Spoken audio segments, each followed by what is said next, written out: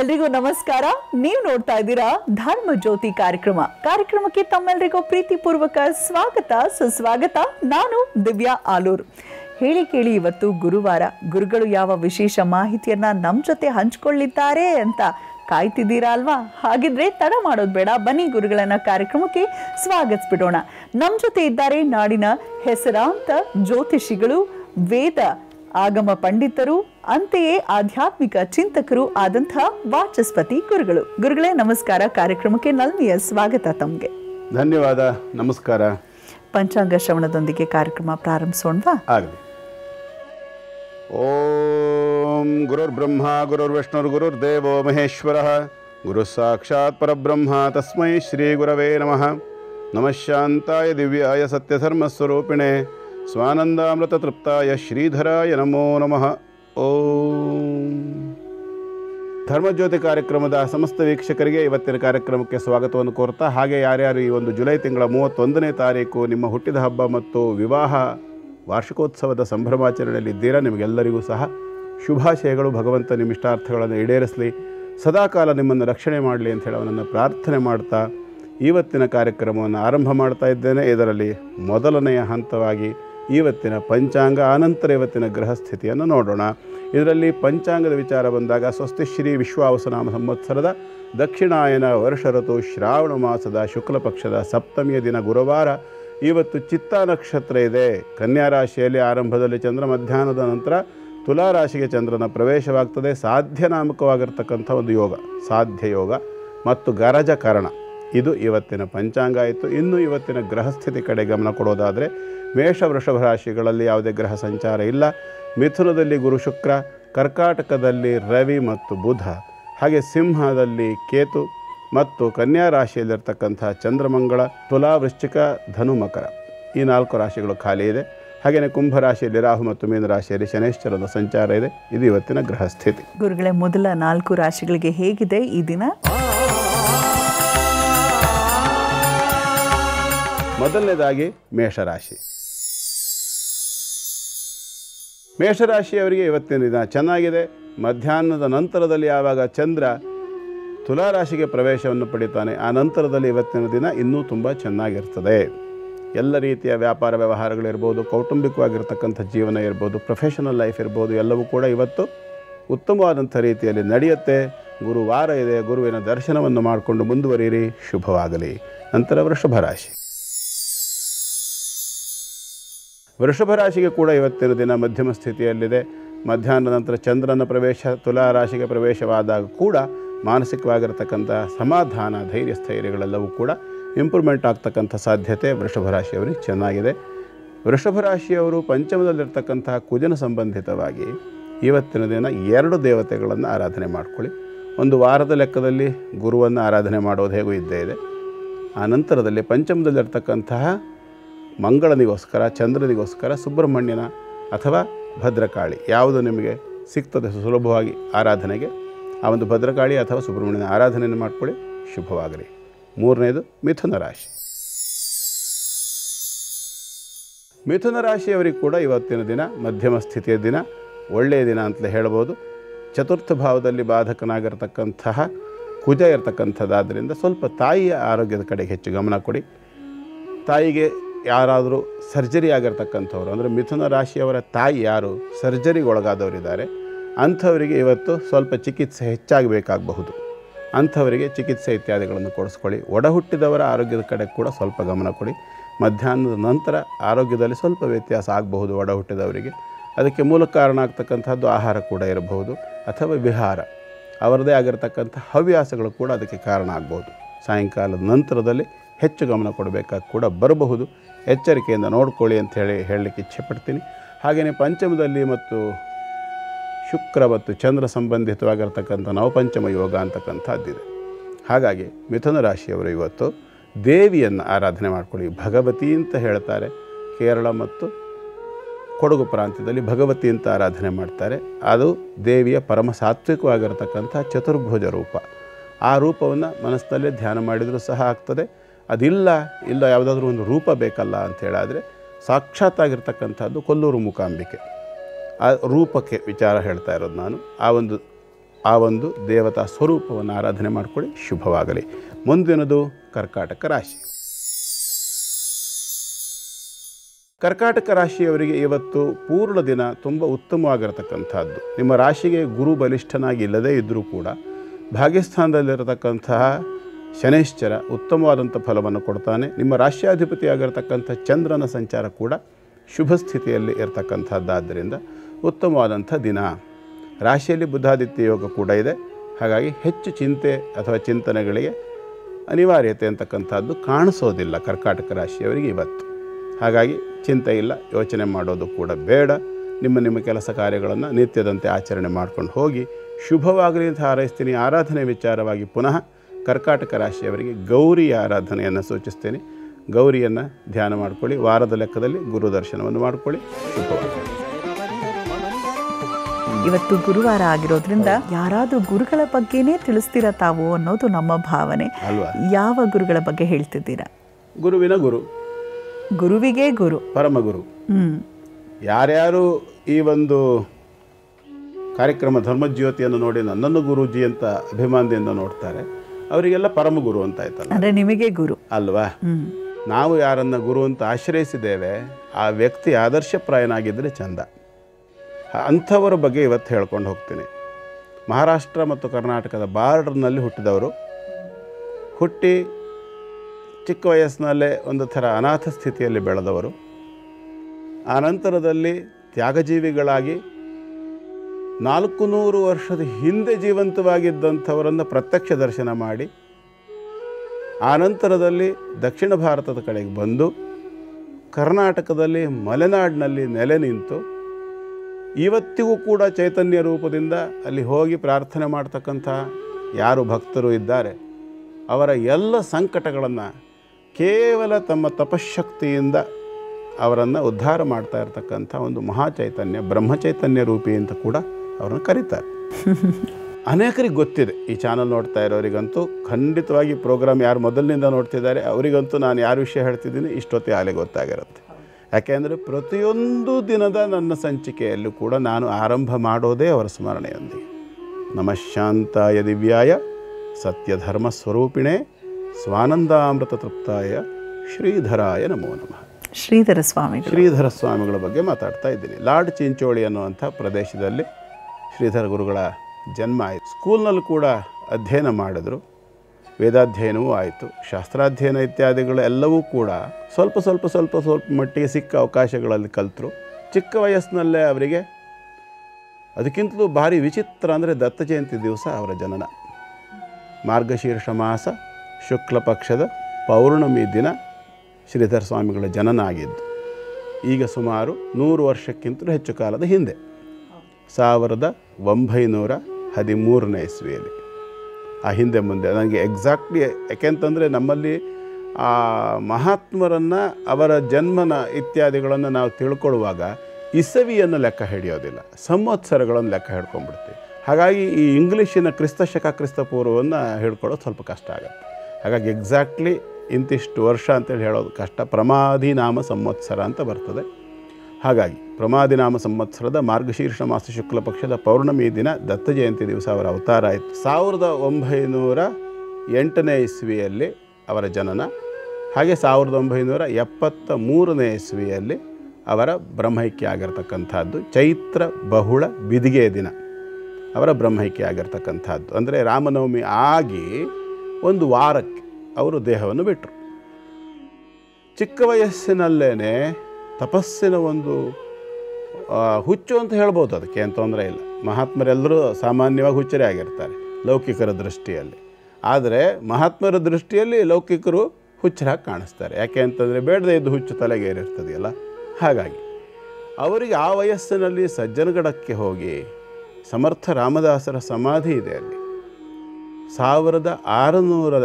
1676ರ ಆಸ್ಪಾಸಿಗೆ ಆ ಕಾಲದಲ್ಲಿ ಸಮರ್ಥ ರಾಮದಾಸರು ಇದ್ದಂಥ ಒಂದು ಜಾಗ ಸಜ್ಜನಗಡ ಅಂಥೇಳಿ, ಮಹಾರಾಷ್ಟ್ರದ ಸಾತಾರ ಅನ್ನುವಂತಹ ಊರಿನಿಂದ, ಜಿಲ್ಲೆ ಅದು ಇವತ್ತು, ಅಲ್ಲಿಂದ ಸುಮಾರು 28 ಕಿಲೋಮೀಟರ್ಗಳ ದೂರದಲ್ಲಿ ಇರತಕ್ಕಂಥದ್ದು ಸಜ್ಜನಗಡ.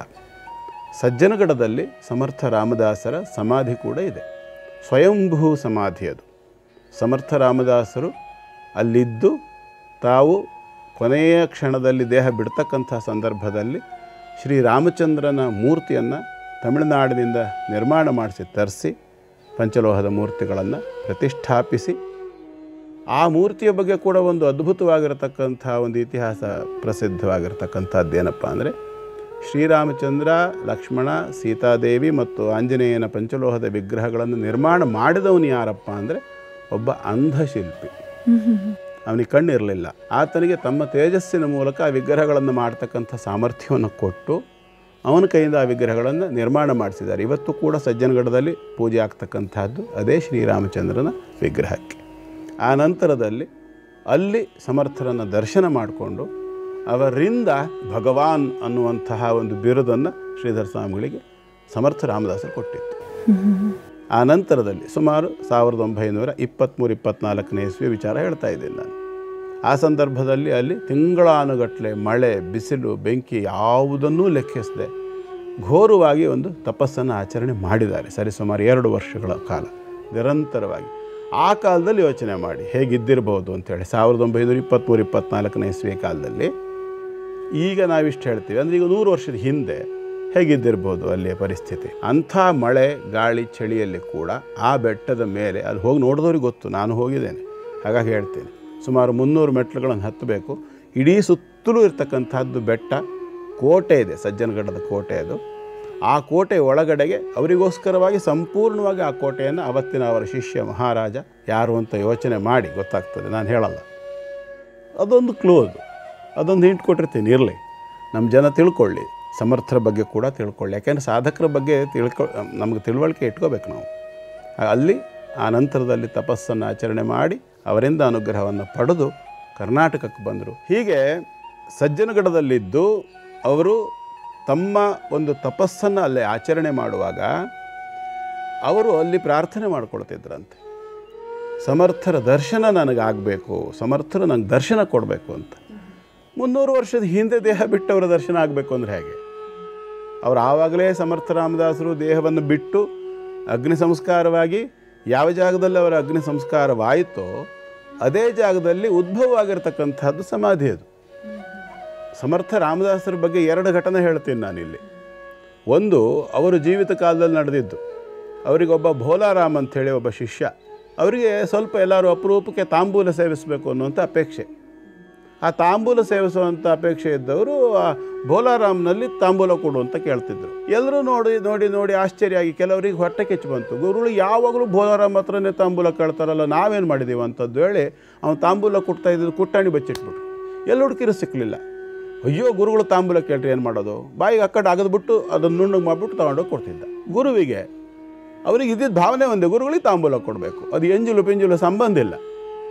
ಗುರುಗಳು ತಂದು ಕೊಟ್ಟು ಕೂಡಲೇ ನೋಡಿದ್ರು, ಹಿಂಗೆ ಅವನ ಮುಖ ಒಂದು ಸರಿ ನೋಡಿದ್ರು, ಬಾಯಿಗೆ ಹಾಕ್ಕೊಂಡ್ರು ಸಮರ್ಥರು. ಹೀಗೆ ಸ್ವಲ್ಪ ದಿವಸ ನಡೆದ್ರ ಮೇಲೆ ಊರಿಗೆ ಹೊಟ್ಟೆ ಕಿಚ್ಚು ಜಾಸ್ತಿ ಆಯಿತು. ಹಾಗೂ ಗುರುಗಳಿಗೂ ಶಿಷ್ಯನಿಗೂ ಸಂಬಂಧ ಹಾಗೆ ಉಳ್ಕೊಂಡಿದೆಯಲ್ಲ ಹೇಳಿ ಹೋಗಿ ಶಿವಾಜಿ ಹತ್ರ ಕಂಪ್ಲೇಂಟ್ ಮಾಡಿದ್ರು. ಅವನು ಅಲ್ಲಿ ರಾಜ. ಆವಾಗ ಅವನೇನು ಮಾಡ್ತಾನೆ, ಬಂದು ಸಮರ್ಥರನ್ನು ಮಾತಾಡ್ಸೋಕ್ಕೆ ಅಂತ ಬಂದು ಅವನು ಕೂತವನು. ಊಟ ಆದ ನಂತರದಲ್ಲಿ ಸಮರ್ಥರು ಏನು ಮಾಡಿದ್ರು, ಭೋಲಾರಾಮ್ ತಾಂಬೂಲ ಕೊಡು. ಭೋಲಾರಾಮ್ ಏನು ಮಾಡ್ದ, ಹೋದ ಬಾಗಿಲು ಹಿಂದ್ಗಡೆ ನಿಂತ ಬಾಯಿಗೆ ಹಾಕ್ಕೊಂಡು ಆಗದ. ಅಷ್ಟೊತ್ತಿ ಶಿವಾಜಿ ಹೇಳಿ ಕಳಿಸ್ದ, ಆ ಕುಟ್ಟಣಿ ಸಮೇತ ತಾಂಬೂಲ ತಗೊಂಬರಕ್ಕೆ ಹೇಳು ಅಂತ. ಕುಟ್ಟಣಿಯಲ್ಲಿದೆ. ಆ ಕಡೆ ಈ ಕಡೆ ನೋಡ್ದ, ಗೋಡೆಯಲ್ಲಿ ಒಂದು ಖಡ್ಗನೆ ಹಾಕ್ಕೊಂಡಿತ್ತು. ಜಟ ಹಿಡ್ಕೊಂಡ, ಹಚ್ಚಕ್ ತಗೊಳೋಯ, ತೊಗೊಂಡೋಗಿ ಕೊಡಯ್ಯ. ಜೊತೆಲಿದ್ದವನಿಗೆ ಶಿಷ್ಯನಿಗೆ ಕೊಟ್ಟ. ಅವನು ತೊಗೊಂಡೋಗಿ ಕೊಡುಗುರುಳಿ ತಾಂಬೂಲ ನೋಡಿ ಬಾಯಿ ತಗೊಂಡಿತ್ತು. ರಕ್ತ ಸೋರ್ತಿದೆ. ತಲೆ ಹಿಡ್ಕೊಂಡು ತಗೊಂಬಂದು ಸಮರ್ಥರ ಮುಂದೆ ಹಿಡಿತಾನೆ ಅವನು. ಬೋಲಾರಾಮನ ತಲೆ ಕೈಲಿದೆ ಮತ್ತೊಬ್ಬ ಶಿಷ್ಯ ರಾಮದಾಸಿ ಅಂತ. ಅವನು ಬಾಯಿಯೊಳಗೆ ಕೈ ಹಾಕಿಬಿಟ್ಟು ಸಮರ್ಥರು ಆ ತಾಂಬೂಲವನ್ನು ತೆಕ್ಕೊಂಡು ಬಾಯಿಗೆ ಹಾಕೊಳ್ಳುವಾಗ ತೋರಿಸ್ತಾರೆ, ಶಿವ ಈ ತಾಂಬೂಲ ನಮ್ಗೆ ಆದೀತಾ ಕೇಳ್ತಾರೆ ಸಮರ್ಥರು. ತಲೆ ತಿರುಗಿದ್ಬಿಡ್ತಾನೆ ಶಿವಾಜಿ. ಆವಾಗ ಅದು ಬಾಯಿಗೆ ಹಾಕ್ಕೊಂಡು ಸಮರ್ಥರು ಹೇಳ್ತಾರೆ, ಏ ರಾಮದಾಸಿ ಅದು ಎಲ್ಲಿತ್ತ ಕುಟ್ಟಾಣಿಯಲ್ಲಿ ತಗೊಂಡೋಗಿಡೋ ಅಂತಾರೆ. ಅಂದರೆ ತಲೆನ ಹಾಂ ತಗೊಂಡೋಗಿ ಬೋಲಾರಾಮನ ತಲೆನ ಮುಂಡದ ಹತ್ರ ಇಡ್ತಾರೆ, ಎದ್ದು ಬರ್ತಾನೆ. ಇದು ಒಂದು ಕಥೆ ಅಲ್ಲ, ಇತಿಹಾಸ ಇದು. ಇಂಥವ್ರು ಇದ್ದವರು ಶಿಷ್ಯರು ಸಮರ್ಥರ ಜೊತೆಗೆ ಅಂದರೆ ಸಮರ್ಥರ ಸಾಮರ್ಥ್ಯ ಏನು ಯೋಚನೆ ಮಾಡಬೇಕು. ಇಂಥ ಬೇಕಾದಷ್ಟು ಕಥೆಗಳಿದೆ, ಸಮಯ ಬಂದಾಗ ನಾನು ಕಾರ್ಯಕ್ರಮದಲ್ಲಿ ಹೇಳ್ತೀನಿ. ಅಂತಹ ಸಮರ್ಥ ರಾಮದಾಸರನ್ನು ದರ್ಶನ ಮಾಡಬೇಕು ಅಂಥೇಳಿ 2 ವರ್ಷಗಳ ಕಾಲ ಹೇಗೆ ಅವರು ಕಾಠಿಣ್ಯ ಅಂದ್ರೆ ಅದೊಂದು ಕಠಿಣವಾದ ತಪಸ್ಸನ್ನು ಶ್ರೀಧರ ಸ್ವಾಮಿಗಳು ಆಚರಣೆ ಮಾಡಿರ್ಬೋದು. ನಿತ್ಯ ಬೆಳಗ್ಗೆ ಹೂ ಕೊಯ್ಯುವಾಗ ಆ ಹೂವಿನ ಹತ್ರ ಹೇಳ್ತಿದ್ರಂತೆ, ಗುರುಗಳ ಹತ್ರ ನಂಗೆ ದರ್ಶನ ಮಾಡೋಕ್ಕೆ ಹೇಳೆ. ಆ ಹೂವಿನ ಗಿಡದ ಹತ್ರ, ಅಮ್ಮ ಲತೆ ಹೋಗಿ ಇವತ್ತು ಹೋಗ್ತೀಯ ನಿನ್ನ ಗುರುಗಳ ಹತ್ರ ಬಿಡ್ತೀನಿ ನಿನ್ನನ್ನು, ಗುರುಗಳ ಹತ್ರ ಒಂಚೂರು ನಾನು ಇನ್ಫ್ಲೂಯೆನ್ಸ್ ಮಾಡು ಅಂತ. ನಾವು ಯಾವತ್ತಾರು ಒಂದು ದಿನ ದೇವರಿಗೆ ಹೂ ಕೀಳ್ತಕ್ಕಂಥ ಸಂದರ್ಭದಲ್ಲಿ ಆ ಹೂವಿನ ಹತ್ರ ಹೇಳ್ತೇವ, ಅಮ್ಮನವ್ರ ಪಾದಕ್ಕೆ ಹಾಕ್ತೀನಿ, ನಿನ್ನನ್ನು ವಿಷ್ಣು ಪಾದಕ್ಕೆ ಹಾಕ್ತೀನಿ, ಶಿವನ ತಲೆ ಮೇಲೆ ಇಡ್ತೀನಿ, ಆ ಶಿವನ ಹತ್ರ ನಂಗೊಂದು ಅನುಗ್ರಹ ಮಾಡೋಕ್ಕೆ ಹೇಳೇ ಅಂಥೇಳಿ ಯಾವತ್ತಾರು ಹೂವಿನ ಗಿಡದ ಹತ್ರ ನಾವು ಮಾತಾಡಿದ್ದೀವೇನೋ? ಯೋಚನೆ ಮಾಡಬೇಕು ನಾವು. ಹಾಗಾದರೆ ಶ್ರೀಧರ ಸ್ವಾಮಿಗಳಿಗೆ ಆ ಟೈಮ್ನಲ್ಲಿ ಅಂದರೆ ಸುಮಾರು 16-18 ವರ್ಷದ ವಯಸ್ಸಿನಲ್ಲಿ ಅವರಿಗೆ ಪ್ರತಿಯೊಂದು ವಸ್ತುವಿನಲ್ಲಿ ಜೀವಗಳು ಕಾಣಿಸ್ತಿದ್ವು ಅಂತ ಅರ್ಥ ಆಯಿತು. ಅಷ್ಟು ದೊಡ್ಡ ಸಾಧಕರಾಗಿದ್ದವರು ಆ ನಂತರದಲ್ಲಿ 2 ವರ್ಷದ ಅವರ ಕಠಿಣ ತಪಸ್ಸಿಗೆ ಮೆಚ್ಚಿ ಸಮರ್ಥರು ದರ್ಶನ ಕೊಡ್ತಾರೆ. ಶ್ರೀಧರ ಸ್ವಾಮಿಗಳ ಬಗ್ಗೆ ಹೇಳ್ತಿದ್ರಿ. ಶ್ರೀಧರ ಸ್ವಾಮಿಗಳು ಪ್ರೇರೇಪಿತರಾದಂಥ ಸದ್ಗುರುಗಳು ರಾಮದಾಸರ ಬಗ್ಗೆ ಕೂಡ ಹೇಳುವಾಗ ನಿಮ್ಮ ಕಣ್ತುಂಬಿ ಬಂತು ಕೂಡ. ಅಂದರೆ ಎಷ್ಟು ಒಂದು ಹೆಮ್ಮೆಯ ಭಾವ ಮೂಡುತ್ತೆ. ಎಂತೆಂತಹ ಸಂತ ಮಹಂತರು, ಮಹನೀಯರು, ಸದ್ಗುರುಗಳು ನಮ್ಮ ಈ ಪರಮ ಪವಿತ್ರವಾದ ಭೂಮಿಯಲ್ಲಿ ಜನ್ಮ ತಾಳಿದ್ದಾರೆ ಅಂತ ಕೇಳಿ ಬಹಳನೇ ಖುಷಿ ಅನ್ನಿಸ್ತು. ಆಚಾರ ವಿಚಾರ ವಿಭಾಗದಲ್ಲೂ ಕೂಡ ಅದನ್ನೇ ಮುಂದುವರಿಸೋಣ ಅನ್ನೋದು ನನ್ನ ಭಾವ. ದಯಮಾಡಿ ಮಾತುಕತೆ ಮುಂದುವರಿಸಿ ಗುರುಗಳು. ನೀವು ಹೇಳ್ತಿದ್ರಿ ರಾಮದಾಸರು ದರ್ಶನ ಹೇಗೆ ಕೊಡ್ತಾರೆ ಶ್ರೀಧರ ಸ್ವಾಮಿಗಳಿಗೆ ಅಲ್ವಾ? ಹಾಗೆ ಶ್ರೀಧರ ಸ್ವಾಮಿಗಳು 2 ವರ್ಷಗಳ ಕಠಿಣ ತಪಸ್ಸು, ಆ ಸಂದರ್ಭದಲ್ಲಿ ಅಲ್ಲಿದ್ದವರಿಂದ ಆಗ್ತಕ್ಕಂತಹ ಹಿಂಸೆ. ಯಾಕೆಂತಂದರೆ ಅವ್ರು ಕನ್ನಡದವರು. ನಮ್ಮ ಯಾವುದೇ ವೀಕ್ಷಕರಾಗಲಿ ಯಾವುದೇ ವ್ಯಕ್ತಿಗಳಾಗಲಿ ದಯವಿಟ್ಟು ಇವತ್ತಿಗೆ ಅದನ್ನು ರಿಲೇಟ್ ಮಾಡ್ಕೋಬೇಡಿ. ಈಗಲೇ ಹೇಳ್ತೀನಿ, ದಕ್ಷಿಣದವರು ಉತ್ತರದವರು ಅನ್ನುವಂಥ ಭಿನ್ನಾಭಿಪ್ರಾಯ ಆಗಲೇ ಕೆಲವರ ತಲೆಯಲ್ಲಿ ಇತ್ತು ಅಂತ. ಆದರೆ ಭಾರತ ದೇಶದ ನಾವು ಭಾರತೀಯರು ಎಲ್ಲರೂ ಒಂದೇ ಅನ್ನೋದನ್ನು ನಾವು ನೆನಪಿಟ್ಕೋಬೇಕು. ಭಾಷೆ ನಮ್ಮನ್ನು ಬೇರೆ ಮಾಡಲೇಬಾರ್ದು, ಎಲ್ಲರಿಗೂ ಅನ್ವಯಿಸ್ತದೆ ಇದು. ಹಾಗಂತ ಹೇಳ್ಕೊಂಡು ನಮ್ಮ ಭಾಷೆಯ ಮೇಲೆ ನಮಗೆ ಸಂಪೂರ್ಣವಾಗಿರ್ತಕ್ಕಂಥ ಅಭಿಮಾನ ಇರಬೇಕು. ಅಭಿಮಾನ ಬೇರೆ, ದುರಭಿಮಾನ ಬೇರೆ. ನಾನು ಕನ್ನಡದಲ್ಲೇ ಮಾತಾಡ್ತೀನಿ, ನನಗೆ ಕನ್ನಡ ತುಂಬ ಇಷ್ಟ. ಕಾರಣ ಅದು ನನ್ನ ಮಾತೃಭಾಷೆ. ನಾನು ಹುಟ್ಟಿದ ಕನ್ನಡ ನಾಡಿನಲ್ಲಿ. ನನಗೆ ಕನ್ನಡದ ಮೇಲೆ ಇದ್ದಷ್ಟು ಪ್ರೀತಿ ಅಭಿಮಾನ ನನ್ನ ಭಾಷೆ ನೋಡಿದರೆ ಜನರಿಗೆ ಅರ್ಥ ಆಗ್ತದೆ. ಹಾಗಾಗಿ ನನಗೆ ಕನ್ನಡದ ಮೇಲೆ ಪ್ರೀತಿ ಇದೆ ಅಂತ ನಾನು ಹೊಸ್ತನ ಏನೋ ತೋರಿಸ್ಕೋಬೇಕು ಅಂತಿಲ್ಲ. ಆ ವಿಚಾರ ಬೇಡ, ಬಿಟ್ಟಾಕೋಣ. ಒಟ್ಟಾರೆ ಅಷ್ಟು ಒಂದು ಶ್ರೀಧರ ಸ್ವಾಮಿಗಳ ಮೇಲೆ ಸ್ವಲ್ಪ ಮಟ್ಟಿನ ಏನು ಹೇಳ್ಬೋದು, ಅದಕ್ಕೆ ಮನಸ್ಸಿನಲ್ಲಿ ಅಭಿಮಾನವೋ ಪ್ರೀತಿಯೋ ಮತ್ತೊಂದು ಇರಲಿಲ್ಲ, ಬದಲಾಗಿ ಹೊಟ್ಟೆ ಕಿಚ್ಚಿತ್ತು. ಕಾರಣ ಏನು ಅಂದರೆ ಅವರ ನಿಷ್ಠೆ. ಎಷ್ಟೇ ಜ್ವರ ಬರಲಿ, ಎಂಥದೇ ಸ್ಥಿತಿ ಇರಲಿ, ಅವರಿಗೆ ಅಲ್ಲಿದ್ದಾಗ ಆರೋಗ್ಯದಲ್ಲಿ ಅನೇಕ ಬಾರಿ ವ್ಯತ್ಯಾಸಗಳಾಗ್ತಿತ್ತು. ಅಂಥದ್ರಲ್ಲಿ ಅವ್ರು 4 ಗಂಟೆಗೆ ಏಳೋದಿರ್ಬೋದು, ತಣ್ಣೀರು ಸ್ನಾನ ಮಾಡೋದಿರ್ಬೋದು, ಅನುಷ್ಠಾನ ಜಪಗಳನ್ನು ಮಾಡೋದಿರ್ಬೋದು, ಕ್ಲೀನಿಂಗ್ ಇರ್ಬೋದು. ಒಂದು 16-18 ವರ್ಷದ ಹುಡುಗನ ಹತ್ರ ಇಡೀ ದೇವಸ್ಥಾನವನ್ನು ಸ್ವಚ್ಛಗೊಳಿಸೋ ಕೆಲಸ, ಪಾತ್ರೆ ತೊಳೆಯೋ ಕೆಲಸ, ಅಡುಗೆ ಮಾಡೋ ಕೆಲಸ, ಪೂಜೆ ಮಾಡೋ ಕೆಲಸ, ಹೂ ಕೊಯ್ಯೋ ಕೆಲಸ, ನೀರು ಹೊರೋ ಕೆಲಸ, ಹೀಗೆ ಎಲ್ಲ ಕೆಲಸವನ್ನು ಅವರಿಂದ ಮಾಡಿಸ್ತಿದ್ರಂತೆ. ಅವ್ರ ಚರಿತ್ರೆಯಲ್ಲಿ ಬರ್ತದೆ. ಅವರು ಬ್ರಹ್ಮೈಕ್ಯರಾಗಿ 5 ತಿಂಗಳ ನಂತರದಲ್ಲಿ ಪ್ರಪಂಚಕ್ಕೆ ನಾನು ಬಂದಿದ್ದು. ಹಾಗಾಗಿ ನನಗೆ ಅವರನ್ನು ದೇಹ ಸಹಿತವಾಗಿ ಅವರನ್ನು ನೋಡುವಂಥ ಭಾಗ್ಯ ಆ ಕಾಲದಲ್ಲಿ ಇರಲಿಲ್ಲ. ಆದರೆ ಅವರನ್ನು ನೋಡಿದೆ, ನಾನು ಅನುಭವಿಸಿದೆ. ನೋಡೋದು ಅಂದರೆ ಮಹಾತ್ಮರನ್ನು ನೋಡೋದ್ರಿಂದ ಯಾವ ಉಪಯೋಗವೂ ಇಲ್ಲ. ಯಥೋ ವಾಚೋ ನಿವರ್ತಂತೆ ಅಪ್ರಾಪ್ಯ ಮನಸಾ ಸಹ ಆನಂದಂ ಬ್ರಹ್ಮಣೋ ವಿದ್ವಾನ್. ಅದನ್ನು ಅನುಭವಿಸಬೇಕೇ ಹೊರತು ಅದರ ಬಗ್ಗೆ ಹೇಳೋಕ್ಕೆ ಸಾಧ್ಯ ಇಲ್ಲ. ಹಾಗಾಗಿ ಅವರ ಆ ಚೈತನ್ಯದಿಂದ ಬರ್ತಕ್ಕಂತಹ ತೇಜಸ್ಸಿರ್ಬೋದು, ಅವರ ಚೈತನ್ಯದಿಂದ ಬರ್ತಕ್ಕಂತಹ ಯಾವ ಒಂದು ಆ ದಿವ್ಯವಾಗಿರ್ತಕ್ಕಂಥ ಅನುಭವ ಇದೆಯಲ್ಲ, ಅದನ್ನು ಅನುಭವಿಸೋರಿಗೆ ಮಾತ್ರ ಗೊತ್ತು. ಅದನ್ನು ಅನುಭವಿಸ್ಬೇಕು ಅಂತಂದರೆ ಇವತ್ತು ಅವಕಾಶ ಸಂಪೂರ್ಣವಾಗಿ ನಮಗಿನ್ನೂ ಸಹ ಇದೆ. ನಮ್ಮ ಕರ್ನಾಟಕದಲ್ಲಿದೆ, ನಮ್ಮ ಕನ್ನಡ ನಾಡಿನ ಮಲೆನಾಡಿನಲ್ಲಿ ಶಿವಮೊಗ್ಗದಲ್ಲಿರ್ತಕ್ಕಂಥ ವರದಹಳ್ಳಿ ಕ್ಷೇತ್ರ. 1973 ಇಸ್ವಿ ಏಪ್ರಿಲ್ ತಿಂಗಳಿನಲ್ಲಿ ಚೈತ್ರ ಬಹುಳ ಬಿದಿಗೆಯ ದಿವಸ ಅವರು ಶರೀರವನ್ನು ಬಿಟ್ಟು ಸಮಾಧಿಸ್ಥರಾದರು. ಇವತ್ತಿಗೂ ಕೂಡ ಯಾರು ನಂಬಿ ಅಲ್ಲಿ ನಡ್ಕೊಳ್ತಾರೆ, ನಂಬೋದು ಅವರವ್ರ ವೈಯಕ್ತಿಕ, ನಾನೇನು ಹೇಳೋದಿಲ್ಲ.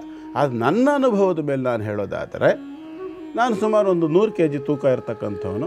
ಅಲ್ಲಿ ಹೆಚ್ಚು ಕಡಿಮೆ 300 ಮೆಟ್ಲಿದೆ. ಮೇಲ್ವರೆಗೆ ಹತ್ಕೊಂಡು ಹೋಗ್ತೀನಿ, ನನಗೇನು ಉಸಿರು ಬರಲ್ಲ. ಈ ಥರ ಪರಿಸ್ಥಿತಿ ನಮಗಂತೂ ಆಗಲ್ಲ. ಕಾರಣ ಏನು ಅಂತ ಯೋಚನೆ ಮಾಡಿ. ಕೆಳಗಡೆ ಇರತಕ್ಕಂಥ ಒಂದು ಶ್ರೀಧರ ತೀರ್ಥ ಅನ್ನುವಂತಹ ಒಂದು ನೀರು ಬೀಳ್ತಕ್ಕಂಥದ್ದು, ಅದು ಸ್ವತಃ ಶ್ರೀಧರ ಸ್ವಾಮಿಗಳು ಅವರು ಅಲ್ಲಿ ನೀರಿಗೆ ಸ್ವಲ್ಪ ತೊಂದರೆ ಬಂದಂತಹ ಸಂದರ್ಭದಲ್ಲಿ ತಾವು ತಪಸ್ಸಿಗೆ ಹೋಗಿ ಉಪಯೋಗಿಸ್ತಾ ಇದ್ದಂತಹ ದಂಡವನ್ನು ಕುಟ್ಟಿ ತೋರಿಸಿ ಇಲ್ಲಿ ಬರುತ್ತೆ ನೀರು ಅಂಥೇಳಿ ತೋರಿಸಿದ ಜಾಗದಲ್ಲಿ ಇವತ್ತು ನೀರು ಬಂದಿದೆ. ಎಂತಹ ಬೇಸಿಗೆಯಲ್ಲೂ ಸಹ ಘೋರ ಬೇಸಿಗೆಯಲ್ಲಿ ಮೇ ತಿಂಗಳಿನಲ್ಲೂ ಕೂಡ ಜೂನ್ ತಿಂಗಳಿನಲ್ಲೂ ಒಂದೊಮ್ಮೆ ಮಳೆ ಬರದೇ ಇದ್ರೂ ಆ ಶ್ರೀಧರ ತೀರ್ಥದಲ್ಲಿ ನೀರು ಓವರ್ಫ್ಲೋ ಆಗ್ತದೆ, ಹೆಚ್ಚು ತುಂಬಿ ಉಕ್ಕಿ ಹೊರಗಡೆ ಬರ್ತದೆ. ಆ ಜಾಗದಲ್ಲಿ ಗೋವಿನ ಮುಖವನ್ನಿಟ್ಟು ಆ ಗೋವಿನ ಬಾಯಿನ ಮುಖಾಂತರವಾಗಿ ನೀರು ಬರುವಂಥ ರೀತಿಯಲ್ಲಿ ಒಂದು ಗೋ ಪ್ರತಿಮೆಯನ್ನು ಮಾಡಿಟ್ಟಿದ್ದಾರೆ. ಪ್ರಾಕೃತಿಕವಾಗಿ ಉತ್ಪತ್ತಿಯಾಗಿರ್ತಕ್ಕಂಥ ಜಲ ಓವರ್ಫ್ಲೋ ತುಂಬಿ ಉಕ್ಕಿ ಹರಿಯುವಂಥದ್ದು ನಮ್ಮಂಥವರಿಗೆ ಹೋಗತಕ್ಕಂಥ ಎಲ್ಲ ಭಕ್ತಾದಿಗಳಿಗೆ ಸುಖವಾಗಿ ತೀರ್ಥ ರೂಪದಲ್ಲಿ ಸಿಗಲಿ ಅನ್ನುವಂಥ ಕಾರಣಕ್ಕಾಗಿ ಆ ಒಂದು ವ್ಯವಸ್ಥೆಯನ್ನು ಮಾಡಿದ್ದಾರೆ. ಇವತ್ತಿಗೂ ಕೂಡ ಆ ನೀರು ಎಷ್ಟು ತಣ್ಣಗಿರ್ತದೆ ಅಂತಂದರೆ ಎಂಥದೇ ಸಂದರ್ಭದಲ್ಲಿ ಹೋದರೂ ತುಂಬ ಫ್ರಿಜ್ ವಾಟರ್ ಇದ್ದಷ್ಟು ತಣ್ಣಗಿರ್ತದೆ. ಇದರ ಜೊತೆಯಲ್ಲಿ ವಿಚಿತ್ರ ಅಂದರೆ 3 ನಿಮಿಷಕ್ಕಿಂತಲೂ ಹೆಚ್ಚು ಕಾಲ ಆ ನೀರಿನ ಕೆಳಗಡೆ ನಿಲ್ಲೋಕ್ಕಾಗಲ್ಲ. ನಾನು ಸ್ವತಃ ಅನುಭವ ಹೇಳಬೇಕಂದ್ರೆ 3 ನಿಮಿಷಕ್ಕಿಂತಲೂ ಹೆಚ್ಚು ಕಾಲ ಸೆಕೆ ಅಂತ ನಿಂತ್ಕೊಂಡು ತಪ್ಪಿಗೆ ಮೈಯೆಲ್ಲ ಕಂಪ್ಲೀಟ್ ಉರಿ ಶುರುವಾಗಿತ್ತು. ಅಗ್ನಿ ತತ್ವ ಇರತಕ್ಕಂಥ ನೀರದು. ಚಳಿಗಾಲದಲ್ಲಿ ಅಲ್ಲಿ ಸ್ನಾನ ಮಾಡ್ಕೊಂಡು ತುಂಬ ಚಳಿ ಆದಾಗ ನಿಲ್ಲೋಕ್ಕಾಗಲ್ಲ, ಅಷ್ಟು ತಣ್ಣಗಿರ್ತದೆ. ಆದರೆ ಅಲ್ಲಿ ಸ್ನಾನ ಮಾಡ್ಕೊಂಡು 2 ನಿಮಿಷ ಹೊರಗಡೆ ಬರ್ತಿದ್ದಂಗೆ ಮೈಯಿಂದ ನೀರು ಇಳಿಲಿಕ್ಕೆ ಶುರುವಾಗ್ತದೆ ಬೆವರು. ಜನವರಿ ತಿಂಗಳಿನಲ್ಲಿ ನಾನು ನೀರಿನಲ್ಲಿ ಸ್ನಾನ ಮಾಡಿ ಬೆವರಿದ್ದೀನಿ, ಸ್ವಂತ ಅನುಭವ. ಹಾಗಾಗಿ ಬಹಳ ಅದ್ಭುತವಾಗಿ ಮಹಿಮಾನ್ವಿತವಾಗಿರತಕ್ಕಂತಹ ಶಕ್ತಿ ಇರತಕ್ಕಂಥ ಒಂದು ಸ್ಥಳ. ಅಲ್ಲಿ ಹೋಗಿ ಸೇವೆ ಇತ್ಯಾದಿಗಳನ್ನು ಮಾಡಿ ಪ್ರಾಮಾಣಿಕವಾಗಿ ನಡ್ಕೊಳ್ತಕ್ಕಂಥವರಿಗೆ ಸಹಸ್ರಾರು ಜನರಿಗೆ ಇವತ್ತೂ ಕೂಡ ಶ್ರೀಧರ ಸ್ವಾಮಿಗಳವರ ಪೂರ್ಣವಾದಂಥ ಅನುಗ್ರಹ ಆಗಿಯೇ ಆಗ್ತದೆ. ಸಾಕ್ಷಿ ಬೇಕಷ್ಟಿದೆ. ಗುರುಗಳೇ, ಒಬ್ಬರು ಭಕ್ತರು ಹೇಳಿದಂಥ ಮಾತನ್ನು ನಾನಿಲ್ಲಿ ಸ್ಮರಿಸ್ಕೊಳ್ತೇನೆ. ಯಾಕಂದರೆ ವಿವಿಧ ರೀತಿಯ ಪೂಜೆಗಳಿರುತ್ತಂತೆ, ಅದರಲ್ಲಿ ಅವರನ್ನು ಸ್ಮರಿಸ್ಕೊಳ್ಳೋದು ಒಂದು ರೀತಿಯ ಪೂಜೆ. ಅವ್ರು ಮಾಡಿರುವಂಥ ಪವಾಡಗಳನ್ನು ಸ್ಮರಿಸ್ಕೊಳ್ಬೇಕಂತೆ ಭಕ್ತರಾಗಿರುವಂಥವ್ರು. ನಾನು ಶ್ರೀಧರ ಸ್ವಾಮಿಗಳ ನೇರ ದರ್ಶನವನ್ನು ಮಾಡಿಲ್ಲ, ಇನ್ನೂ ವರದಹಳ್ಳಿಗೆ ಹೋಗಿಲ್ಲ. ಆದರೆ ಭಕ್ತರು ಒಮ್ಮೆ ಹೇಳಿದ್ದು ಅಂದರೆ ಅವರ ಪೂರ್ವಜರ ಮನೆಗೆ ಬಂದಂತಹ ಸಂದರ್ಭದಲ್ಲಿ ಒಬ್ಬರು ಯಾರೋ ಹೊರ ದೇಶದಲ್ಲಿದ್ದರಂತೆ. ಆದರೆ ಗುರುಗಳು ಇವರ ಮನೆಗೆ ಬಂದು ಆಶೀರ್ವಾದ ಮಾಡಿದರು ಶ್ರೀಧರ ಸ್ವಾಮಿಗಳು. ಅವರ ತಾಯಿ ಅಂದ್ಕೊಂಡ್ರಂತೆ, ನನ್ನ ಆ ಮಗನಿಗೂ ಆಶೀರ್ವಾದ ಸಿಕ್ಕಿದ್ರೆ ಎಷ್ಟು ಚೆನ್ನಾಗಿರ್ತಿತ್ತಲ್ವಾ ಅಂತ. ಆದರೆ ವೀಕ್ಷಕರೇ, ಹೌದು, ಅವರು ಹೊರ ದೇಶದಲ್ಲಿರೋದು. ವಿಸ್ಮಯ ಅಂದರೆ ವೀಕ್ಷಕರೇ, ಗುರುಗಳು ಬಂದಿದ್ದಾರೆ, ಹೋಗಿದ್ದಾರೆ. ಅದಾದ ನಂತರ ಒಂದು ಅಂದರೆ ಅಲ್ಲಿಂದ ಲೆಟ್ರ್ ಬರೋದಕ್ಕೆ ಲೇಟ್ ಆಗುತ್ತಲ್ವಾ, ಸುಮಾರು ದಿನಗಳ ನಂತರ ಒಂದು ಪತ್ರ ಬಂತಂತೆ. ಎಕ್ಸಾಕ್ಟ್ಲಿ ಗುರುಗಳು ಇವರು ಮನೆಗೆ ಬಂದು ಹೋದ ನಂತರ ಆ ತಾಯಿ ಜೀವ ಗುರುಗಳ ಹತ್ರ ಹೇಳಿರೋದಷ್ಟೇ, ನಿಮ್ಮ ಒಂದು ಆಶೀರ್ವಾದ ನಮ್ಮ ಮಗನಿಗೂ ಇದ್ದಿದ್ರೆ ಎಷ್ಟು ಚೆನ್ನಾಗಿರೋದು ಅಂತ. ಆಗತ್ತೆ ಬಿಡಿ ಅಂತ ಅಷ್ಟೇ ಗುರುಗಳು ಹೇಳಿರೋದು. ಆ ಒಬ್ಬ ವ್ಯಕ್ತಿ ಹೊರದೇಶದಲ್ಲಿದ್ದಂಥ ವ್ಯಕ್ತಿಯ ದಿಂಬಿನ ಪಕ್ಕ ಪ್ರಸಾದ ಇತ್ತಂತೆ, ಅಂದರೆ ಅದು ವಿಭೂತಿ ರೂಪದಲ್ಲಿ. ಆತ ಆಶ್ಚರ್ಯಪಟ್ಟಂತೆ ಇದು ಎಲ್ಲಿಂದ ಬಂತು ಅಂತ. ಆ ರೀತಿ ಗುರುಗಳನ್ನು ನಾವೇನಾದರೂ ಭಕ್ತಿಪೂರ್ವಕವಾಗಿ ಪ್ರಾರ್ಥನೆ ಮಾಡಿದ್ರೆ ಖಂಡಿತ ಚಮತ್ಕಾರ ನಡೆಯುತ್ತೆ, ಎಲ್ಲವೂ ಸಾಧ್ಯ ಅಂತ ಅಲ್ವಾ ಗುರುಗಳೇ? ಖಂಡಿತ ನೀವು ಹೇಳಿದ ಸತ್ಯ. ವಿಶ್ವಾಸ ಫಲದಾಯಕ. ಮನುಷ್ಯನಿಗೆ ಯಾವಾಗ ನಂಬಿಕೆ ಅಂತಕ್ಕಂಥದ್ದು ಅವನ ಮನಸ್ಸಿನಲ್ಲಿ ಬೇರೂರ್ತದೆ, ಆವಾಗ ಅದಕ್ಕೆ ಬೇಕಾಗಿರ್ತಕ್ಕಂಥ ಫಲ ಅಂತಕ್ಕಂಥದ್ದು ದೊರಕುತ್ತದೆ. ಅಮೇರಿಕದಲ್ಲಿರೋದು ಬಿಡಿ, ಚಂದ್ರಲೋಕದಲ್ಲಿದ್ದರೂ ಹೋಗ್ಬೋದು, ಗೊತ್ತಿಲ್ಲ. ಯಾಕೆ ಅಂತಂದರೆ ನೋಡಿ, ಸಾಧಕರು ಅನ್ನೋರು ಕೂಡ ನಮ್ಮಂತೆ ದೇಹಧಾರಿಗಳೇನೆ. ಇದನ್ನು ಮೊದಲು ನಾವು ನೆನ್ಪಿಟ್ಕೋಬೇಕು. ನಮ್ಮಂತೆ ದೇಹಧಾರಿಗಳೇನೆ, ಆದರೆ ಆ ದೇಹದ ಒಳಗಡೆ ಇರತಕ್ಕಂಥ ಜೀವ ಇದೆಯಲ್ಲ, ಆ ಜೀವದಲ್ಲಿರ್ತಕ್ಕಂಥದ್ದು ಹಠ, ಸಾಧನೆ ಮತ್ತು ಆ ಮನಸ್ಸು ಯಾವಾಗ ಆ ಅನ್ನಮಯ, ಪ್ರಾಣಮಯ, ಮನೋಮಯ, ವಿಜ್ಞಾನಮಯ, ಆನಂದಮಯ ಅಂತಕ್ಕಂಥದ್ದು 5 ತತ್ವಗಳು ನಮ್ಮೊಳಗಿದೆ. ಯಾವಾಗ ನಮ್ಮ ಜೀವ ಚೈತನ್ಯ ಶರೀರವನ್ನು, ಮನಸ್ಸನ್ನು, ಬುದ್ಧಿಯನ್ನು, ಚಿತ್ತವನ್ನು ದಾಟ್ತದೆಯಲ್ಲ, ಅದು ಯೋಗ ಮಾರ್ಗದಲ್ಲಿರ್ತಕ್ಕಂಥವ್ರಿಗೆ ಹೇಳ್ತಕ್ಕಂಥದ್ದು, ಸಾಧಕರಿಗೆ ಹೇಳುವಂಥದ್ದು.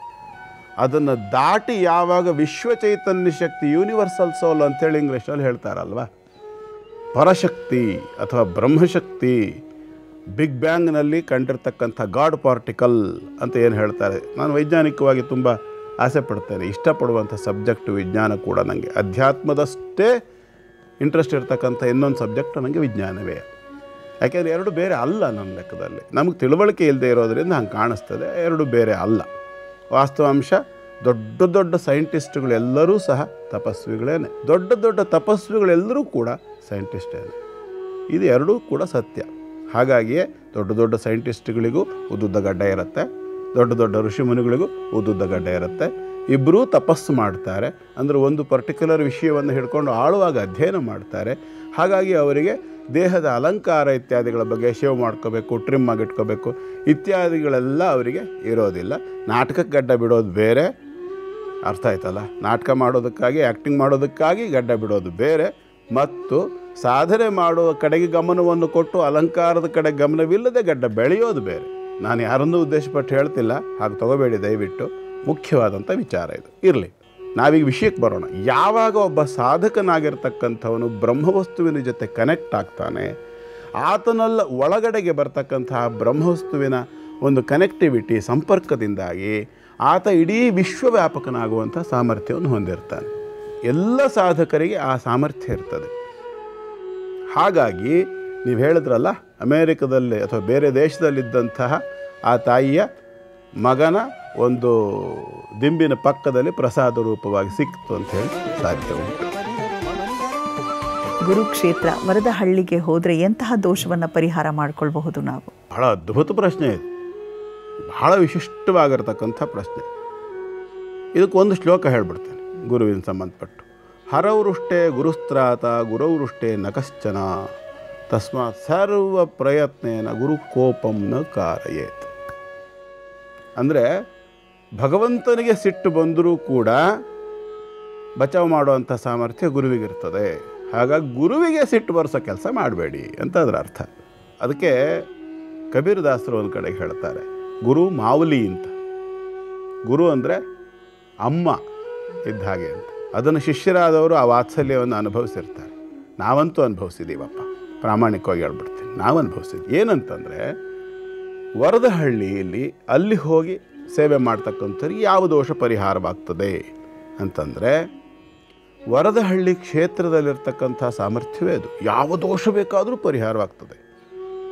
ನಾನು ಒಂದು ಮಾರಣಾಂತಿಕ ರೋಗದಲ್ಲಿ ಅಲ್ಲಿ ಹೋಗಿ ಸೇವೆ ಮಾಡಿರ್ತಕ್ಕಂಥ ಒಬ್ಬ ವ್ಯಕ್ತಿಯ ಬಗ್ಗೆ ಬಲ್ಲೆ.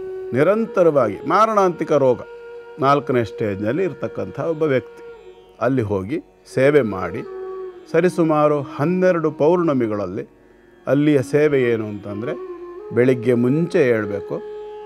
ಅವ್ರು 4ನೇ ಸ್ಟೇಜ್ನಲ್ಲಿರೋರು ಯೋಚನೆ ಮಾಡಿ, 4 ಗಂಟೆಗೆ ಎದ್ದು ಗೋ ಸೇವೆ, ಅಲ್ಲಿರ್ತಕ್ಕಂಥ ಗೋಶಾಲೆಯನ್ನು ಸ್ವಚ್ಛ ಮಾಡಿ ಸಗಣಿ ತೆಗೆದು ಗೋವುಗಳನ್ನು ತೊಳೆದು ಇತ್ಯಾದಿ ಸೇವೆಗಳನ್ನು ಮಾಡಿ, ಅಲ್ಲಿ ಶ್ರೀಧರ ತೀರ್ಥದಲ್ಲಿ ಸ್ನಾನ ಮಾಡಿ ಮೆಟ್ಟಲನ್ನು ಹತ್ಕೊಂಡು ಮೇಲೆ ಹೋಗಿ 108 ಸುತ್ತು ಪ್ರದಕ್ಷಿಣೆಯನ್ನು ಮಾಡಿ, ಆ ನಂತರದಲ್ಲಿ ದರ್ಶನ ತೀರ್ಥಪ್ರಸಾದಾದಿಗಳನ್ನು ತಗೊಂಡು ಅಲ್ಲಿ ರಾಮತಾರಕ ಮಂತ್ರವನ್ನು ಜಪ ಮಾಡಿ ಸನ್ನಿಧಾನದಲ್ಲಿ, ನಾನು ಪ್ರತಿನಿತ್ಯ ಕಾರ್ಯಕ್ರಮದ ಆರಂಭದಲ್ಲಿ ಹೇಳ್ತೀನಲ್ಲ ಶ್ಲೋಕ, ಆ ಶ್ಲೋಕವನ್ನು 108 ಬಾರಿ ಜಪ ಮಾಡಿ ಆ ನಂತರದಲ್ಲಿ ಮನೆಗೆ ಬರ್ತಕ್ಕಂಥದ್ದು. ಪ್ರತಿ ಹುಣ್ಣಿಮೆ ದಿವಸ ಇದನ್ನು ಮಾಡಿದ್ದಾರೆ ಅವರು. 1 ವರ್ಷಗಳ ಪರ್ಯಂತರವಾಗಿ ಮಾಡಿ ಇವತ್ತಿಗೂ ಜೀವಂತವಾಗಿದ್ದಾರೆ. 4ನೇ ಸ್ಟೇಜ್ನಲ್ಲಿದ್ದವರು ಇವತ್ತಿಗೆ ಜೀವಂತವಾಗಿದ್ದಾರೆ ಅಂತಂದರೆ ಇದು ಪೂರ್ಣ ಕಾರಣ ಏನು ಅಂತಂದರೆ, ಯಾವ ಒಂದು ಉದ್ದೇಶ ಸಂಕಲ್ಪವನ್ನು ಇಟ್ಟುಕೊಂಡು ಅಲ್ಲಿ ನನಗೆ ಬೇಕಾಗಿರ್ತಕ್ಕಂತಹ ಒಂದು ಕರುಣಾರೂಪದ ಅನುಗ್ರಹ ಅಥವಾ ನನ್ನನ್ನು ಕಾಪಾಡುವಂಥ ಯಾವ ಒಂದು ಕಷ್ಟದ ಒಂದು ಬೆಂಕಿಯಲ್ಲಿ ನಾನು ಬೇಯ್ತಾ ಇದ್ದೇನೆ, ಆ ಬೇಯ್ತಾ ಇರ್ತಕ್ಕಂಥ ಒಂದು ಬೆಂಕಿಯನ್ನು ಶಮನ ಮಾಡುವಂತಹ ಸಾಮರ್ಥ್ಯ ಗುರು ಗಂಗಾರೂಪದಲ್ಲಿ ಅಲ್ಲಿರ್ತಕ್ಕಂಥ ಶ್ರೀಧರ ತೀರ್ಥದಲ್ಲಿ ಆ ಸಾಮರ್ಥ್ಯ ಉಂಟು. ಅದರ ಸೃಷ್ಟಿಯನ್ನು ಮಾಡಿ ಭಕ್ತರಿಗೋಸ್ಕರ ಬಿಟ್ಟುಕೊಟ್ಟು ಹೋಗಿರತಕ್ಕಂತಹ ಆ ಇವತ್ತಿನ ಕಲಿಯುಗದ ಭಗೀರಥ ಸ್ವರೂಪದ ಶ್ರೀಧರ ಗುರುಗಳ ಆ ಒಂದು ಚೈತನ್ಯಕ್ಕೆ ಸಾಮರ್ಥ್ಯ ಉಂಟು ಅಂತಕ್ಕಂಥದ್ದು ಅಲ್ಲಿ ಹೋಗಿ ಅನುಭವಿಸಿರ್ತಕ್ಕಂಥ ಎಲ್ಲ ಭಕ್ತರಿಗೆ ಗೊತ್ತು. ನಿಮ್ಮಲ್ಲಿ ನಿಜವಾದ ಶ್ರದ್ಧೆ ನಂಬಿಕೆ ಇದ್ದು ನಮಗೆ ನಿಜವಾಗಿ ಅಲ್ಲಿಂದ ಅನುಗ್ರಹ ರೂಪದಲ್ಲಿ ಯಾವುದೋ ಒಂದು ಬೇಕು ಅಂತ ಆದರೆ ಖಂಡಿತವಾಗಿ ತಾದಾತ್ಮ್ಯತೆಯಿಂದ ಆರಾಧನೆ ಮಾಡಿದವರ ಎಲ್ಲ ರೀತಿಯ ದೋಷಗಳು, ವಿಶೇಷವಾಗಿ ಗುರುವಿನ ಅನುಗ್ರಹದಿಂದ ಯಾವ ಯಾವ ಸಮಸ್ಯೆಗಳು ಪರಿಹಾರವಾಗಲಿಕ್ಕೆ ಸಾಧ್ಯ ಉಂಟು ಅಂತ ನೀವು ನಂಬುತ್ತೀರಲ್ಲ, ಎಲ್ಲ ರೀತಿಯ ಸಮಸ್ಯೆಗಳು ಕೂಡ ಅಲ್ಲಿ ಹೋಗಿ ಸೇವೆ ಮಾಡಿದವರಿಗೆ ಪರಿಹಾರವಾಗ್ತಾ ಇದೆ. ಇವತ್ತಿಗೂ ಆಗ್ತಾ ಇದೆ, ಅವತ್ತಿಗೂ ಆಗ್ತಿತ್ತು, ಮುಂದೂ ಸಹ ಖಂಡಿತವಾಗಿ ಆಗ್ತದೆ. ಯಾಕೆ ಅಂತಂದರೆ ಚೈತನ್ಯ ಅಂದರೆ ಎನರ್ಜಿ ಅಂತ ಇಂಗ್ಲೀಷ್ನಲ್ಲಿ ಏನು ಹೇಳ್ತಾರೆ, ನಾರ್ ಬಿ ಡೆಸ್ಟ್ರಾಯ್ಡ್ ಆರ್ ನಾರ್ ಬಿ ಕ್ರಿಯೇಟೆಡ್.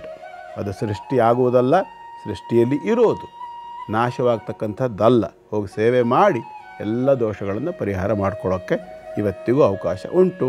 ಅಲ್ಲಿ ಜಾತಿ ಮತ ಪಂಥ ಭೇದ ಕೂಡ ಇಲ್ಲ. ಖಂಡಿತವಾಗ್ಲೂ ಹೌದು. ಓರ್ವ ಮುಸಲ್ಮಾನ್ ಬಂಧುಗಳು ಅವರ ಬಹಳ ದೊಡ್ಡ ಭಕ್ತರಾಗಿರೋದನ್ನು ನಾವು ಕೇಳಿದ್ದೀವಿ. ಗುರುಗಳೇ, ಇನ್ನು ಮುಂದಿನ ರಾಶಿಗಳ ಕುರಿತಾಗಿ ತಿಳಿಸ್ಕೊಡಿ ಗುರುಗಳೇ. ಮೊದಲನೇದು ಸಿಂಹರಾಶಿ. ಈಗ ಸಿಂಹರಾಶಿಯವರಿಗೆ ಇವತ್ತಿನ ದಿನ ಚೆನ್ನಾಗಿದೆ, ಉತ್ತಮವಾಗಿರತಕ್ಕಂಥ ಒಂದು ಸ್ಥಿತಿ ಅಂತಕ್ಕಂಥದ್ದನ್ನು ಹೇಳಬಹುದು. ಆದರೆ ಆ ಒಂದು ಉತ್ತಮವಾದಂಥ ಸ್ಥಿತಿ ಮಧ್ಯಾಹ್ನದ ನಂತರದಲ್ಲಿ ಮತ್ತಷ್ಟು ಇಂಪ್ರೂವ್ ಆಗ್ತದೆ. ಅಂದರೆ ಪ್ರಾರಂಭಿಕ ಹಂತದ ಮಧ್ಯಾಹ್ನದವರೆಗೆ ಸ್ವಲ್ಪ ಕಿರಿಕಿರಿ ಇತ್ಯಾದಿಗಳು ಅನ್ನಿಸ್ಬಹುದು. ಯಾಕೆ ಅಂತಂದರೆ ದ್ವಿತೀಯ ಭಾವದಲ್ಲಿರ್ತಕ್ಕಂಥ ವ್ಯಯಾಧಿಪತಿ ಆದ್ದರಿಂದ ಅವನ ತೃತೀಯಕ್ಕೆ ಪ್ರವೇಶವಾದ ನಂತರದಲ್ಲಿ ಉತ್ತಮವಾದಂಥ ದಿನ ಇದೆ, ಚಿಂತೆ ಮಾಡ್ತಕ್ಕಂಥದ್ದಿಲ್ಲ. ನಿಮಗೆ ಗುರು ಕೂಡ ಇವತ್ತು ಗುರುವಾರ, ಗುರುವಿನ ಬಗ್ಗೆ ಮಾತಾಡ್ತಿದ್ದೇನೆ. ಸಿಂಹರಾಶಿಯವರಿಗೆ ಗುರು ಲಾಭಸ್ಥಿತಿಯಲ್ಲಿ ಶುಕ್ರನೊಂದಿಗಿದ್ದಾನೆ. ಹಾಗಾಗಿ ಗುರುವನ್ನು ಆರಾಧನೆ ಮಾಡಿ ಶುಭವಾಗಲಿ. ಮುಂದಿರೋದು ಕನ್ಯಾರಾಶಿ. ಕನ್ಯಾರಾಶಿಯವರಿಗೆ ಇವತ್ತಿನ ದಿನ ಚೆನ್ನಾಗಿದೆ, ಲಾಭಾಧಿಪತಿಯ ಸ್ಥಿತಿ ಇರತಕ್ಕಂಥದ್ದು ಕೂಡ ಚೆನ್ನಾಗಿದೆ.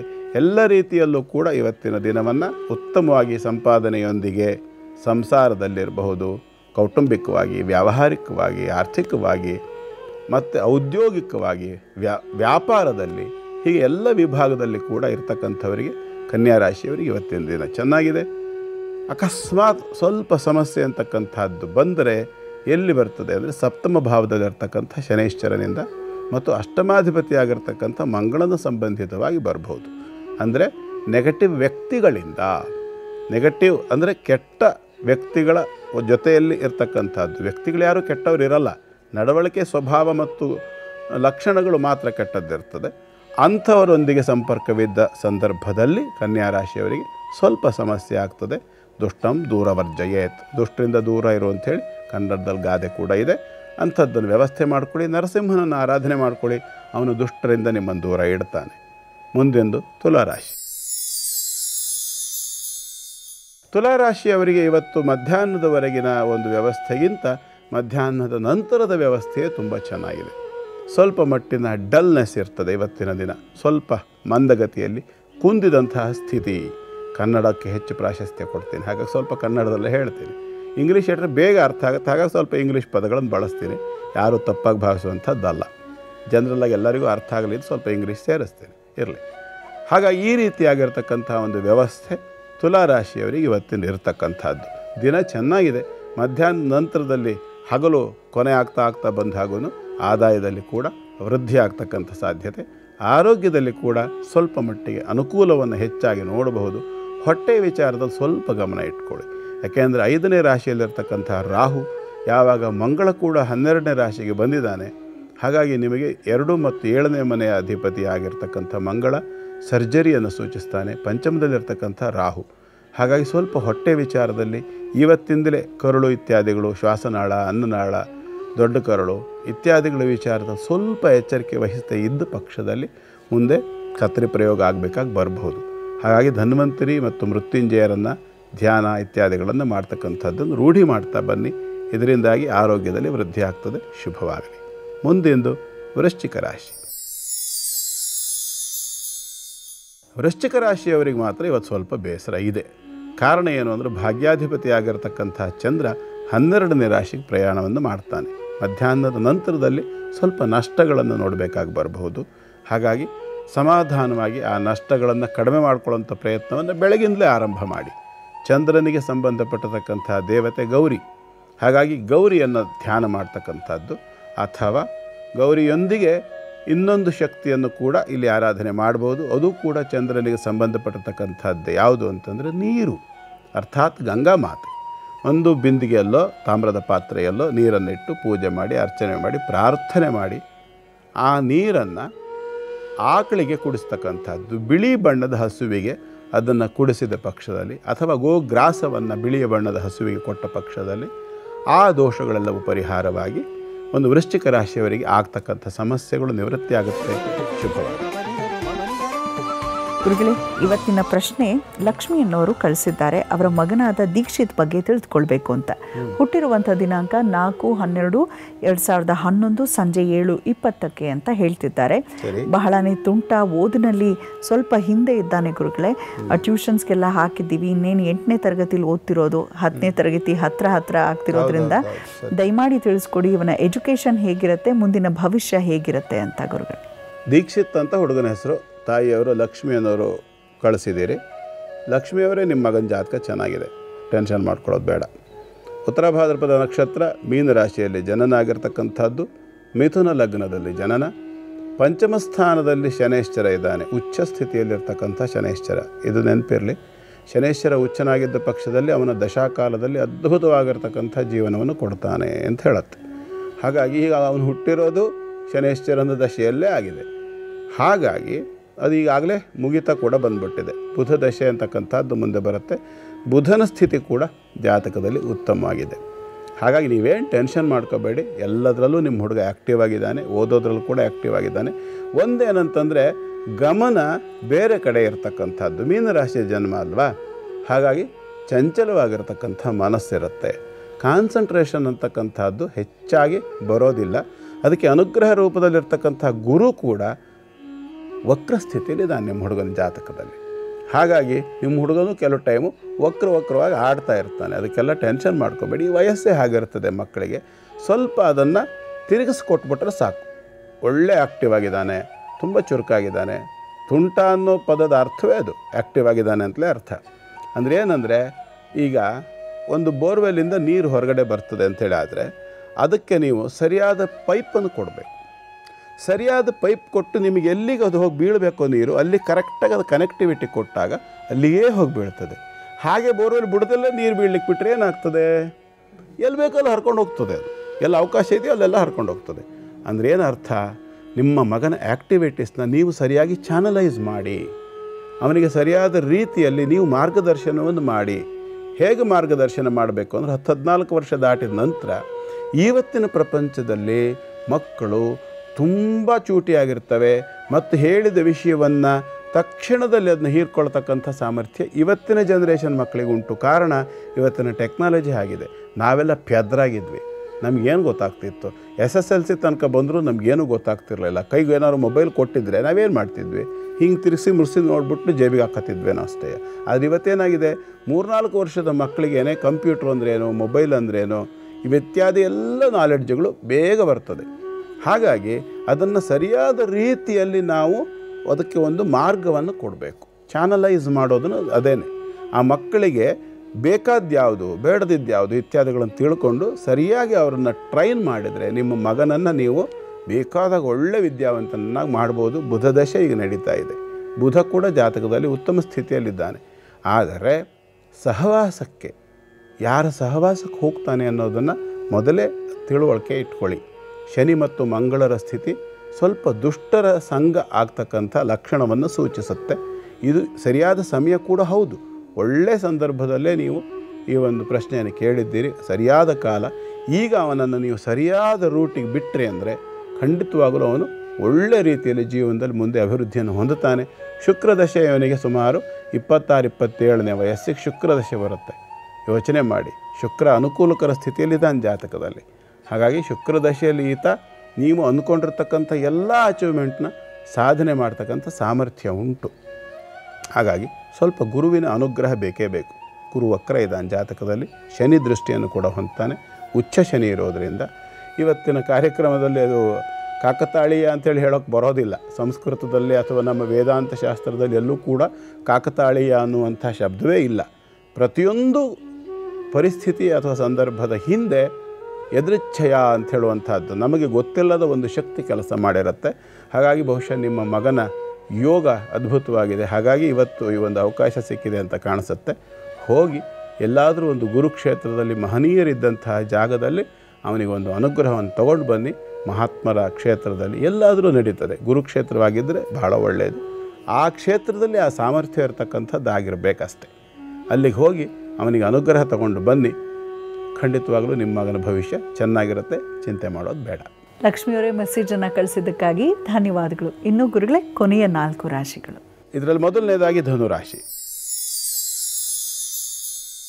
ಧನುರಾಶಿಯವರಿಗೆ ಇವತ್ತು ಅಷ್ಟಮಾಧಿಪತಿ ಲಾಭಕ್ಕೆ ಬರ್ತಕ್ಕಂಥ ಯೋಗ, ಆರೋಗ್ಯದಲ್ಲಿ ಸಾಕಷ್ಟು ಸುಧಾರಣೆ ಆಗ್ತಕ್ಕಂಥ ಯೋಗ.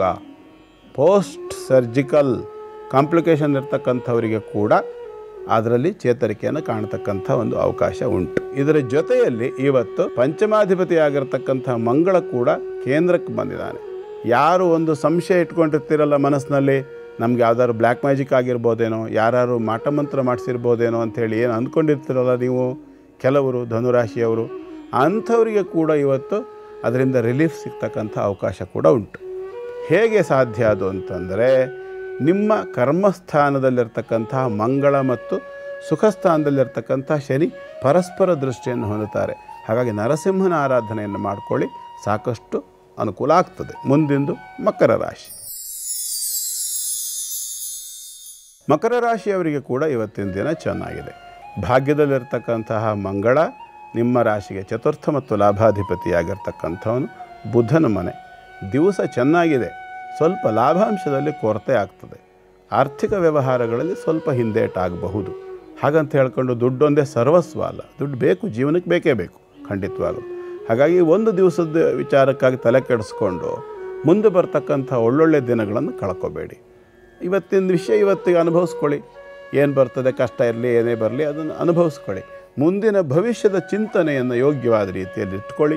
ದ್ವಿತೀಯದಲ್ಲಿರ್ತಕ್ಕಂಥ ರಾಹುಬಾಧ ನಿವೃತ್ತಿಗೋಸ್ಕರವಾಗಿ ನೀವು ಇವತ್ತೇನು ಮಾಡಬೇಕು ಅಂದರೆ ಗೋಪೂಜೆಯನ್ನು ಮಾಡಬೇಕು, ಗೋ ಸೇವೆಯನ್ನು ಮಾಡಬೇಕು. ಇದರಿಂದಾಗಿ ರಾಹುವಿನ ಅನುಗ್ರಹ ಪ್ರಾಪ್ತಿಯಾಗ್ತದೆ, ಶುಭವಾಗ್ತದೆ. ಮುಂದಿಂದು ಕುಂಭರಾಶಿ.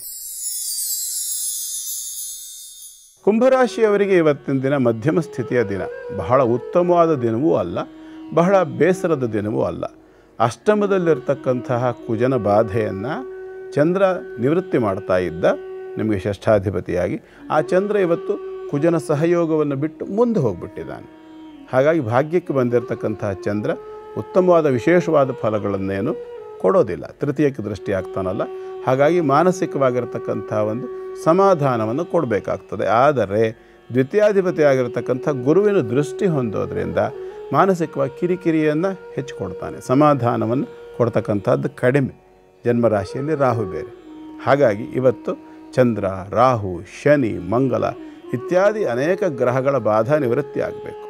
ಆ ಬಾಧಾ ನಿವೃತ್ತಿಕಾರಕ ಯಾರು ಅಂತ ಕೇಳಿದರೆ ನಿಮ್ಮ ರಾಶಿಗೆ ಸಪ್ತಮದಲ್ಲಿ 7ನೇ ರಾಶಿಯಲ್ಲಿರ್ತಕ್ಕಂಥ ಕೇತು.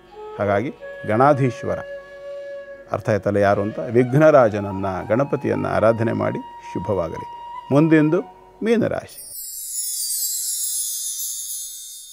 ಮೀನರಾಶಿಯವರಿಗೆ ಇವತ್ತಿನ ದಿನ ಸ್ವಲ್ಪ ಬೇಸರ ಆಗಬಹುದು.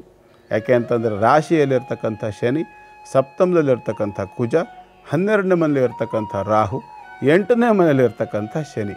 ಬಹಳ ವಿಚಿತ್ರವಾದಂತಹ ಒಂದು ದಿನ ಇವತ್ತು, ಬೇಸರವಾಗ್ತಕ್ಕಂಥ ದಿನ.